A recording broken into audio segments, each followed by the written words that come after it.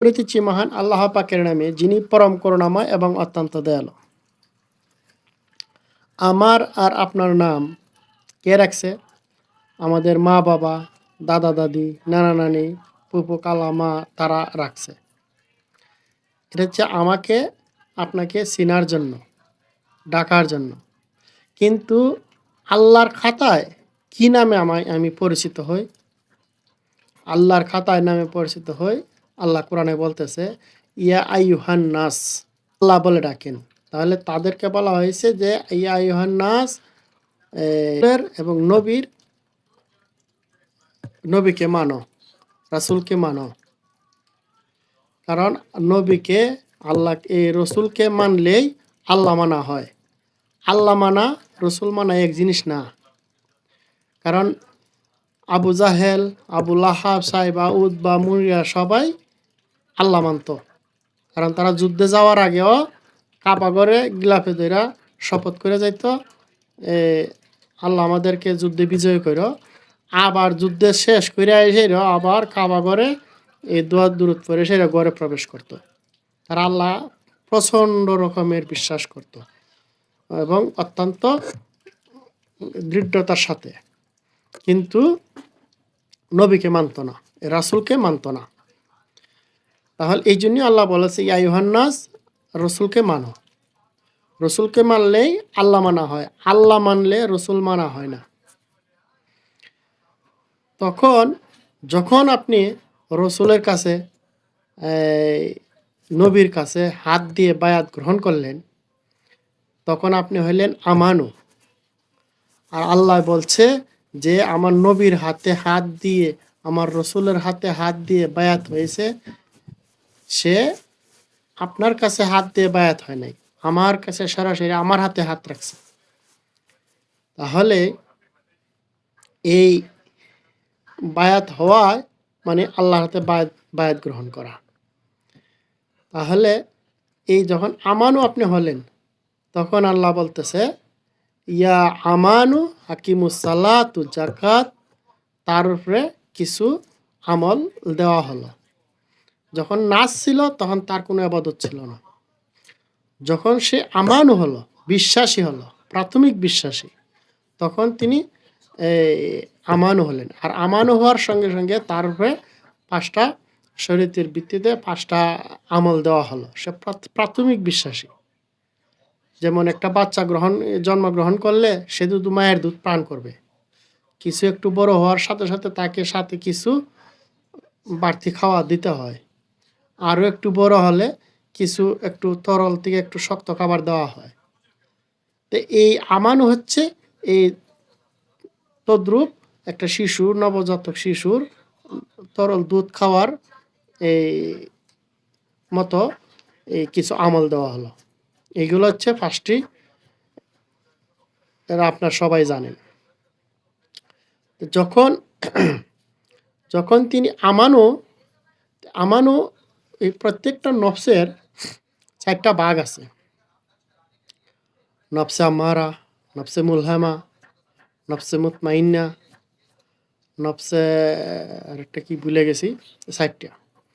তাইলে নফসে আম্মারা যত নাচ আছে সবই নফসে আম্মারা। যখন সে আমানু হলো, সে নফসে মুলহামা, ভালো আমল, ভালো সৎভাবে চলা, এগুলো নফসে। যখন সে নফসের আরও একটু উন্নতি হলো, নফসটার নামটা আমি ভুলে গেছি, যখন আরেকটু উন্নতি হলো তখন সে সংগ্রামরত নফস, সে ভালোও করবে মন্দও করবে। এই যে প্রতিযোগিতা, এই প্রতিযোগিতাটাকে বলা হয় নফসে, যাই ভুলে গেছি, আমি মনে নেই এই মুহূর্তে। তো এই সংগ্রামরত নফসকেই আল্লাহ পরীক্ষা করে। যখন সে পরাজিত হয়, আবার অপরাজিত হয়, একবার জয় লাভ করে, একবার পরাজিত হয়। এই জয় পরাজয়ের মধ্যেই সে এক সময় উত্তীর্ণ হয়ে যায় সে নফসে মুতমাইন্না। এই যে উন্নতি হওয়াটাই, তখনই সে আমানত থেকে মুমিনে প্রবেশ করে। আছেন যে ইন্নাল্লাহা মা সাবিরিন ও সাবরে ও সালাত, মানে আল্লাহ ধৈর্যশীলদের সঙ্গে থাকে এবং তোমরা ধৈর্য সহকারে সালাতের মাধ্যমে ধৈর্য সহকারে আল্লাহর কাছে চাও, রহমত দৃষ্টি দেয় এই রহিম রূপে, তখনই সে মমিনে প্রবেশ করে। আমানু অর্থ বিশ্বাসী, মমিন অর্থ বিশ্বাসী। এই দুই বিশ্বাসীর মধ্যে আকাশ পাতাল ব্যবধান। যারা আমানু এবং মমিনের পার্থক্য বুঝে না, তারাই এসে বিভিন্ন ধরনের কমেন্ট করবে, দাড়ি নাই, টুপি নাই, মাদ্রাসাত পড়ে নাই, সে কি জানে, মনের মন গড়া মতো এই সে বিভিন্ন ধরনের কথাবার্তা বলে। যারা অজ্ঞ তারা এ ধরনের কথায় তাদের থেকে এর সাথে ভালো কিছু আশা করা যায় না। যাই হোক, তখন সে যখন মুমিনে পরিণত হলো, তখন তার আর কোনো আবাদত নেই। কারণ আল্লাহ কোরআনে এমন কোনো আয়াত নাজিল করে নাই, ইয়া মুমিন ইনতা সালা হাকিমুস সালাত ও জাকাত ও সিয়াম ও হজ, একটা নেই, আদেশ নির্দেশ কিচ্ছু নেই মুমিনের জন্য। কারণ যত আদেশ নিষেধ আছে সব কিছু আমানোর জন্য। তারপর এই আমানু বিশ্বাস হচ্ছে লটর পটর বিশ্বাস, যে কোনো মুহূর্তে তার বিশ্বাস ভেঙে যেতে পারে। তার কারণ হলো আমানু হচ্ছে নাদিক্যে বিশ্বাস। এই যে আমরা পরে আশহাদু আল্লা ইলাহা ইল্লাল্লাহ আশহাদু আন্না মুহাম্মাদান আবদুহু ওয়া রাসূলুহু, যে আল্লাহ ছাড়া আর কোনো মাবুদ না, আমরা যে সাক্ষী দেই, সাক্ষীটা হচ্ছে নাদিক্যে সাক্ষী। হ্যাঁ, আমরা শুনছি ওখানে একটা ঘটনা হয়েছে কিন্তু দেখি নাই। আর মমিন সে বিশ্বাসী, সে নিজের চাক্ষুষ চোখের দেখিয়া বলতেছে যে হ্যাঁ আমি দেখেছি, এই ঘটনা আমি উপস্থিত ছিলাম। তিনি আল্লাহর রাসূল, নিজের চোখে দেখে দেখা কয়। এইখানে হচ্ছে পার্থক্য মমিন এবং আমানুর মধ্যে পার্থক্য। আল্লাহ বলেছেন যে আমি যে আল্লাহর কে দেখি না সে আল্লাহর ইবাদত করি না। এটাই হচ্ছে মমিন এবং আমানুর বিশেষ হচ্ছে গবেষণার বিষয়, অনেক কিছু গবেষণার বিষয়। তারপরে গেল এটা আমানু এবং মুমিনের পার্থক্য এবং ইমান, নবী মানা আর আল্লাহ মানা এক জিনিস নয়। তখন এই যে নবী মান রানী ফাঁকা আদা, যেটা আমি ভুলে গেছি, পুরো মন নাই আমার, যেহেতু আমি হাফেজ না, এগুলো পুরোপুরি মন থাকে না, হয়তো পড়ছি কিন্তু আবার হয়তো পড়লে মনে হবে আর কি। যাই হোক, মুখস্থ হওয়ার বিষয় না।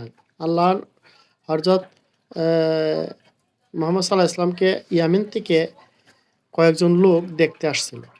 বলল যে আল্লাহ, আপনি নাকি আল্লাহর নবী, এখন আমরা আল্লাহকে একটু দেখতে চাই। তখন তিনি ওনার ফিটের মধ্যে যে নবুয়তের মোহর ছিল, এই নবুয়তের মোহর ছিল, তখন উনি কাপড়টা ওটায় দেখায় বললেন যে আমাকে দেখেছে সে আল্লাহকে দেখেছে। তাহলে আল্লাহ, নবীকে মানা আল্লাহ মানা, নবীকে দেখা আল্লাহকে দেখা সমান কথাই। এই জন্যই বলেছেন যে ইউরিদুনা ফারুক্কু বাইনাল্লাহি ওয়ালা হিকামুল রাসূল কাফিরুন হাক্কা, কাফিরুন হাক্কা, মানে যে আল্লাহ এবং নবীরকে দুইভাবে মনে মনে ইরাদা করে, মনে মনে ইচ্ছা করে, সেই 100% কাফের।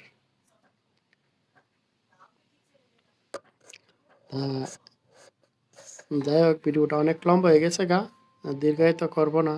এগুলা হচ্ছে গবেষণার বিষয়। এগুলা উপরি বললে সকলে বুঝবে না। পার্থক্যটা বুঝতে গেলে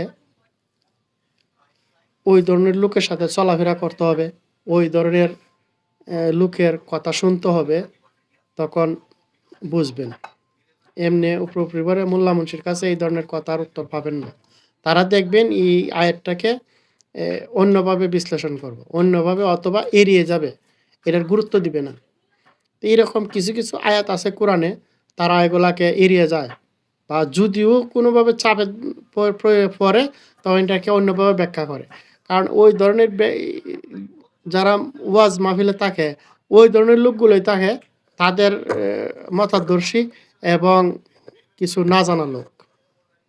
এই জন্যই এই প্রশ্নগুলা করে না।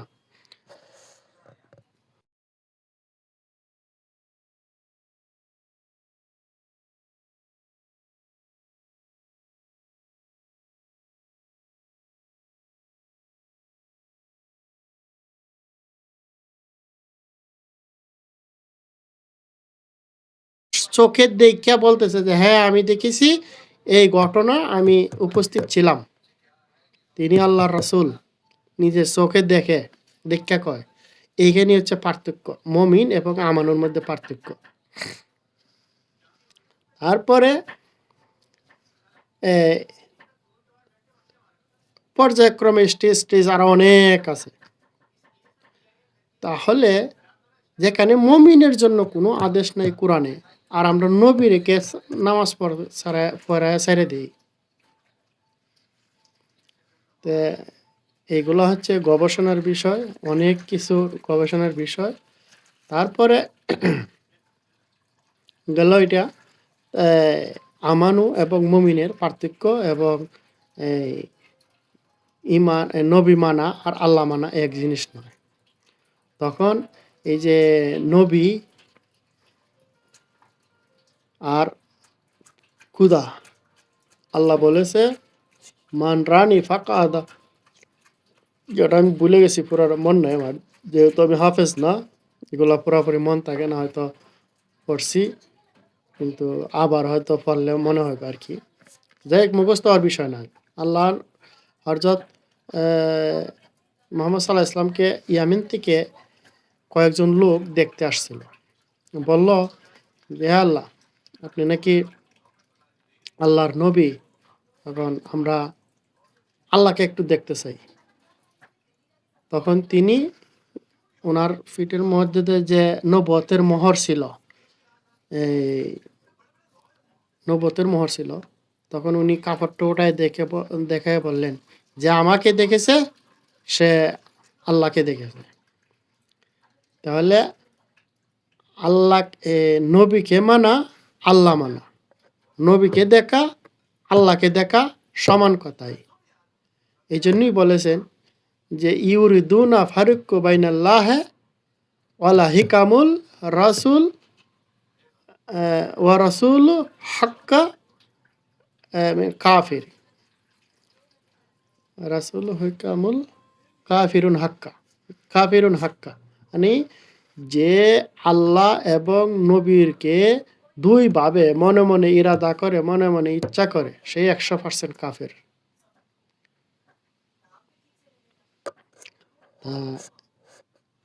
যাই হোক, ভিডিওটা অনেক লম্বা হয়ে গেছে গা, দীর্ঘায়িত করব না। এগুলা হচ্ছে গবেষণার বিষয়। এগুলা উপরি বললে সকলে বুঝবে না। এখানে পার্থক্যটা বুঝতে গেলে ওই ধরনের লোকের সাথে চলাফেরা করতে হবে, ওই ধরনের লোকের কথা শুনতে হবে, তখন বুঝবেন। এমনি উপরি পরে মোল্লা মুন্সির কাছে এই ধরনের কথার উত্তর পাবেন না। তারা দেখবেন এই আয়াতটাকে অন্যভাবে বিশ্লেষণ করবে, অন্যভাবে অথবা এড়িয়ে যাবে, এটার গুরুত্ব দিবে না। তো এইরকম কিছু কিছু আয়াত আছে কোরআনে, তারা এগুলাকে এড়িয়ে যায়, বা যদিও কোনোভাবে চাপে পড়ে তখন এটাকে অন্যভাবে ব্যাখ্যা করে। কারণ ওই ধরনের যারা ওয়াজ মাহফিলে থাকে ওই ধরনের লোকগুলোই থাকে তাদের মতাদর্শী এবং কিছু না জানা লোক। এই জন্যই এই প্রশ্নগুলা করে না। ওকে, ধন্যবাদ।